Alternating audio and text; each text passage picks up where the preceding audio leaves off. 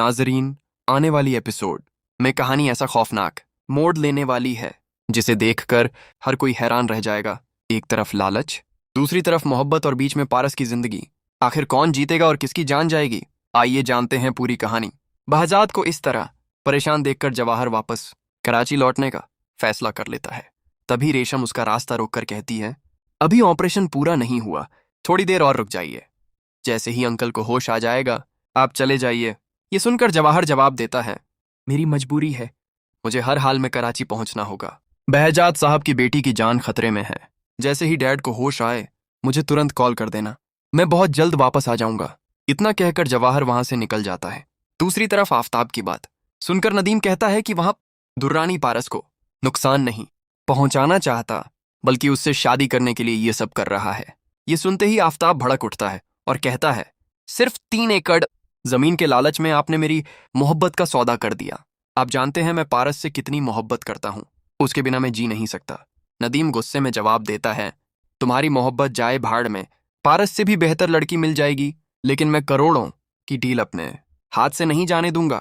बस वही करो जो मैंने कहा है। उधर शाहीन किचन में खाना बना रही होती है।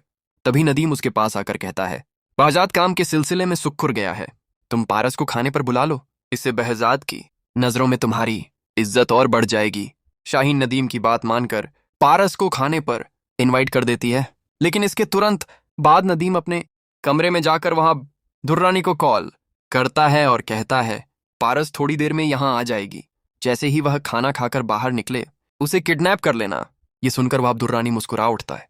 कुछ देर बाद पारस शाहीन के घर पहुंचती है। सब साथ बैठकर खाना खाते हैं। खाने के बाद जब पारस वापस जाने लगती है तो आफताब कहता है, अगर आपको एतराज ना हो तो मैं आपको घर छोड़ देता हूं, अंकल भी अभी तक सुक्कुर से वापस नहीं आए। पारस हामी भर देती है और आफताब के साथ निकल पड़ती है। यह देखकर नदीम के चेहरे पर गुस्सा साफ नजर आने लगता है। रास्ते में अचानक वहां दुर्रानी के आदमी उनकी गाड़ी को चारों तरफ से घेर लेते हैं। आफताब गुस्से में बाहर निकलकर वहां दुर्रानी का गिरेबान पकड़ लेता है और कहता है, डैड लालच में तुम्हारे साथ मिल गए होंगे, लेकिन मैं कभी ऐसा नहीं करूंगा। मैं पारस से मोहब्बत करता हूं और उसे किसी भी कीमत पर तुमसे छीनने नहीं दूंगा। ये सुनते ही वहाब दुर्रानी गोली चला देता है। गोली लगते ही आफताब सड़क पर गिर पड़ता है। उधर जवाहर जैसे ही बहजाद की हवेली पहुंचता है उसे पारस कहीं दिखाई नहीं देती। वह नौकरानी से पूछता है तो पता चलता है कि पारस शाहीन के घर गई थी। इसी बीच नदीम को जब पता चलता है कि वहां दुर्रानी ने पारस के लिए आफताब पर गोली चला दी है तो उसे अपनी गलती का एहसास होता है। वह तुरंत जवाहर को कॉल करके पूरी सच्चाई बता देता है। ये सुनते ही जवाहर अपनी बाइक तेज रफ्तार से नदीम की बताई हुई लोकेशन की तरफ निकल पड़ता है। उधर वहां दुर्रानी जबरदस्ती पारस को गाड़ी में बैठाने की कोशिश कर रहा होता है। तभी जवाहर अपनी गन निकाल कर कहता है, खबरदार, एक कदम भी आगे बढ़ाया तो अंजाम बहुत बुरा होगा।